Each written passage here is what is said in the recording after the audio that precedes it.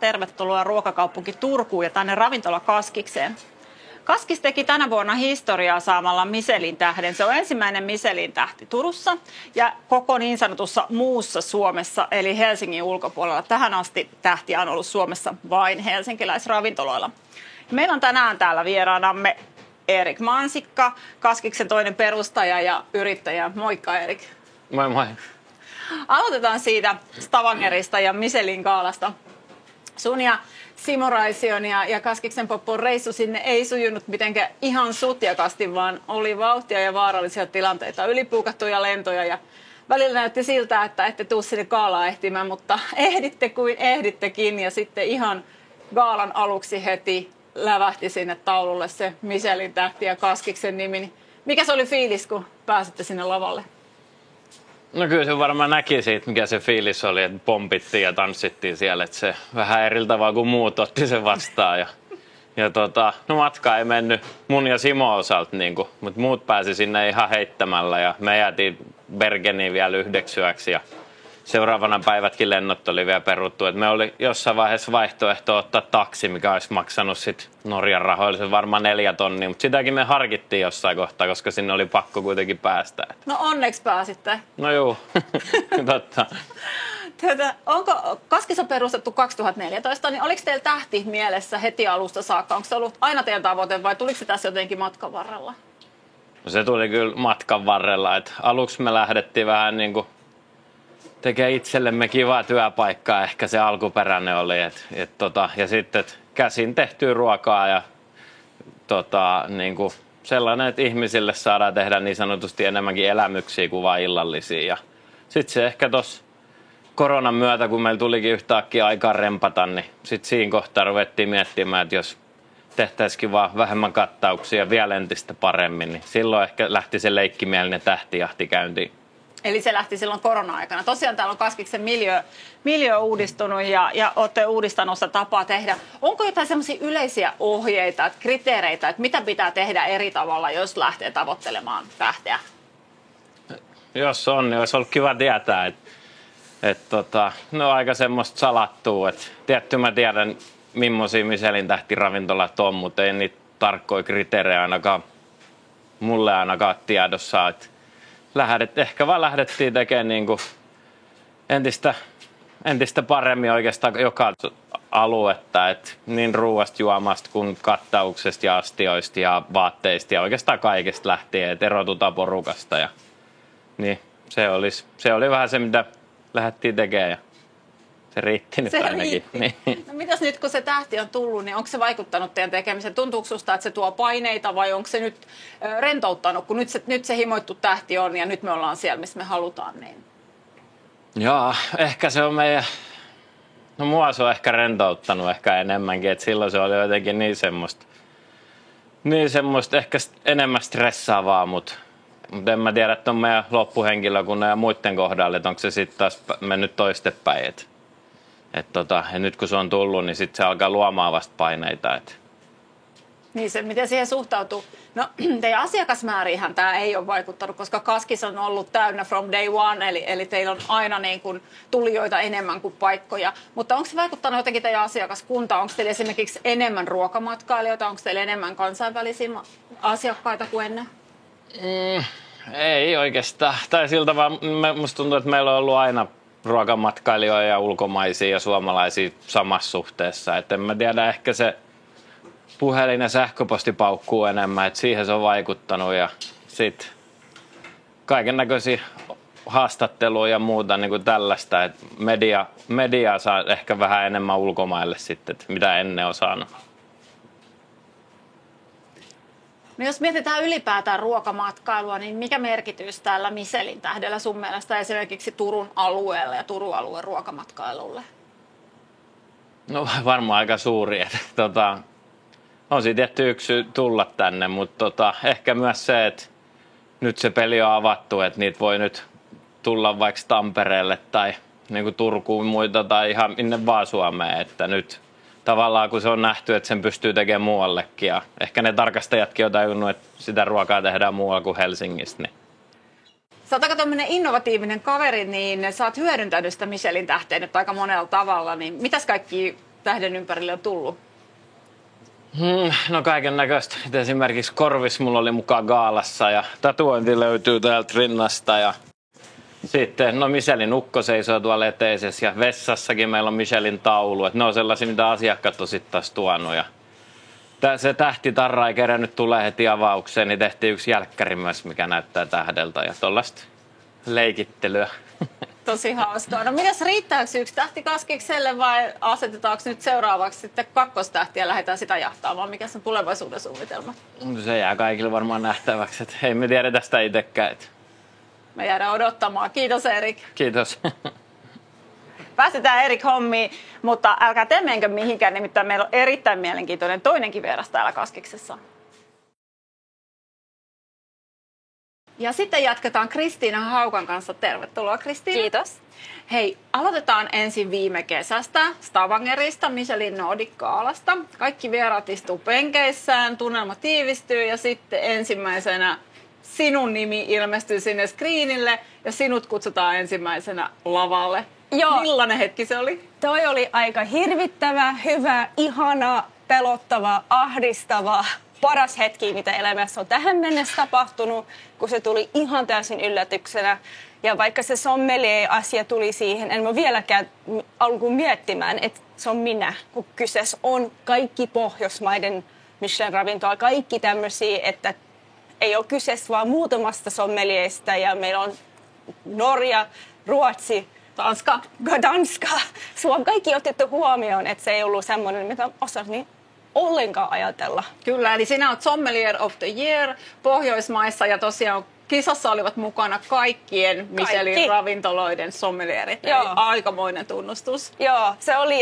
Mutta se oli hyvä, että vaikka se alkoi siitä, että se sommelier-palkinto tuli kollegan vieressä, hän ei, tämä voisi olla sinä. Ja mä olin, että älä nyt, ei voi olla. Mutta sitten ne alkoi puhumaan, että millainen tämä sommelier on. Ja sitten mä aloin tunnistamaan itseäsi puheista. Ja vatsa alkoi sattumaan. Ja sitten mä ei tämä ole mahdollista. Ei se vaan ollut. Se oli niinku semmoista, mulla ei ole semmoista unelmaa, kun mä en tiedä, jos se on mahdollista. Ihan mieletöntä. No, sun on varmaan vaikea arvioida itseäsi, mutta kun sä oot kuullut nämä palkinnon perusteet, niin kerro, millä perusteella sinut valittiin? Millainen sommelier sinä oot?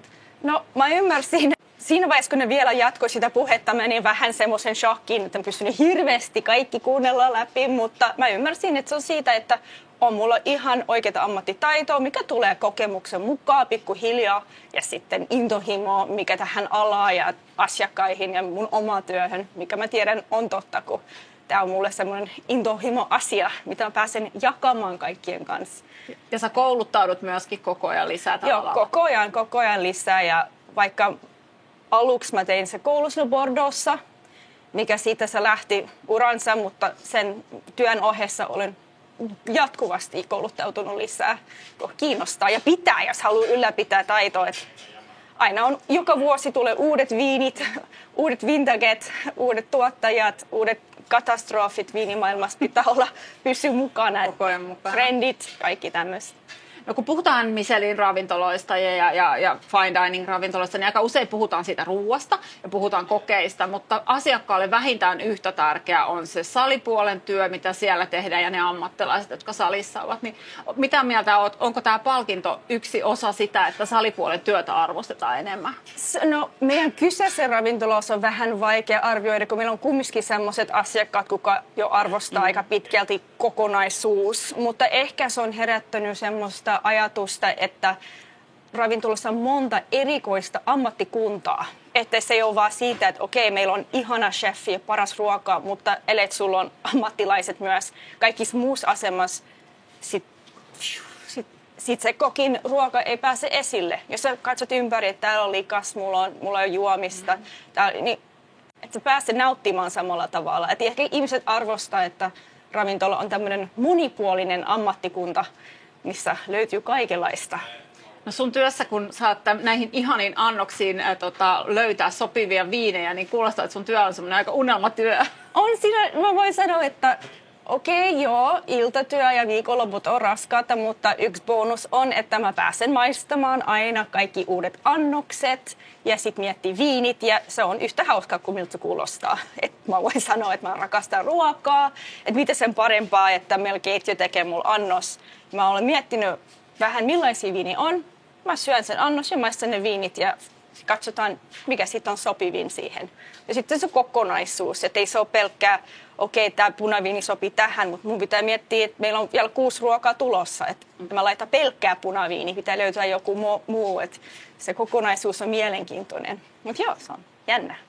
No miten nyt Michelin tähden jälkeen, niin onko jotenkin muuttunut se, että millaisia viinejä ja millaisia juomia ostetaan? Onko asiakaskunnassa tapahtunut mielestäsi joku muutos? Ei hirveästi sillä mielessä, että kyllä ne suurin osa asiakkaat ottaa sitä, mitä mä itse suosittelen, ellei ne tiedä jo etukäteen, mitä ne haluaa.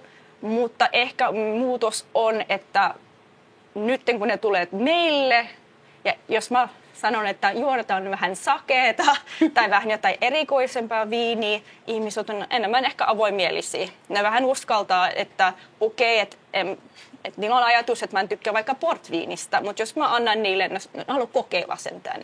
Se on ehkä vähän sillä tavalla muuttunut, mutta yhtä samanlaista mä annan sitten ihmisille, että sellaisia viiniä, juomia, missä mä itse pidän ja on sitä mieltä, että ihmiset pitää päästä kokeilemaan. Mä jatkan samalla linjalla.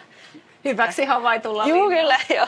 No mitä aika paljon puhuttu myöskin alkoholittomasta trendistä ja alkoholittomien tai vähän alkoholisten juomien suosiosta. Miten se näkyy teillä Kaskiksessa ja millaisia ei-alkoholivaihtoehtoja teillä on? Joo, kyllä se meillä näkyy, että meillä on paljon semmoisia asiakkaita, kuka vaikka ne käyttää alkoholin väliä tai juo alkoholia, mutta ei ne halua juoda niin paljon. Tai sitten on vaan semmoinen päivä, että ne pitää mennä aamulla illalla töihin. Että ne haluaa kokeilla, että millaista nämä alkoholittomat vaihtoehdot on. Ja onneksi nyt ihan tässä vuoden aikana on kehittynyt tosi paljon, että meillä on alkoholittomat vaihtoehdot, mitä on suunnattu aikuisille. Ihan vuosi sitten, kun mä aloitin täällä, oli semmoista vähän, että no, tässä on vähän mehua tai tässä on limppari, olkaa hyvä. Ja joo, se on kiva, mutta sitten kun sulla on 6 tai 7 eri ruokaa, mihin sun pitää löytää alkoholiton pari, se kokis ei ole sitten se ratkaisu joka paikkaan. Et nyt on hyvin kehittynyt, että juomat on, puhutaan niinku kuivasta, niillä on monipuolista makua, ne sopii ruoan kanssa. Yksi iso asia, mitä monet ei välttämättä ole tajunnut, että alkoholittomassa, vaikka viinistä tai muussa juomassa, ongelma on ollut, että alkoholi on itse asiassa osa semmoista niin kuin luurankoa, kun on viini. Siinä on hapot, siinä on maut, siinä on alkoholi, se on luuranko. Sä vedät sen pois, sit se on haastavampi määrätty ruokien kanssa löytää semmoinen, mikä leikkaa siihen. Esimerkiksi liha-annokset ja tommosia, mutta se on kehittynyt hyvin paljon. Olen itse asiassa aika ylpeä meidän alkoholittoman paketissa. Se on aika kova, että se on hyvin mietitty ja ainakin monet asiakkaat on kehinyt, että se on monipuolinen, että ei se ole vaan pelkkää sitä, että se on sulle vähän mehuja. Se on tosi hienoa, että on vaihtoehtoja. Joo. Mutta hei, nyt on loppuvuosi ja juhlakausi, itsenäisyyspäivä, joulu, uutta vuotta. Mitäs Sommelier of the Year, mitäs suosittelisit loppuvuoden juhliin vielä asiakkaille? No, mä suosittelen aina, että ihmiset juo juuri sitä, mistä itse tykkää, mutta mä haastan, että kaikki kokeilee tänä vuonna joku yksi semmoinen viini tai juoma, mitä ne vierastaa.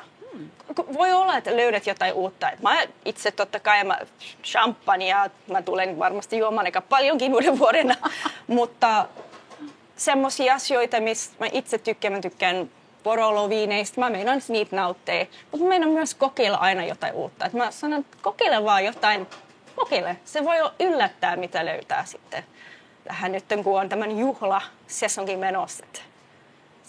Se on hyvä. Joo. Vähän tuttua ja vähän jotain uutta. Joo, yksi joku uusi, joku ihan vieras. Kokeile vaan. Loistavaa. Hei, kiitos Kristiina ja oikein hyvää loppuvuotta Kaskikseen. Kiitos.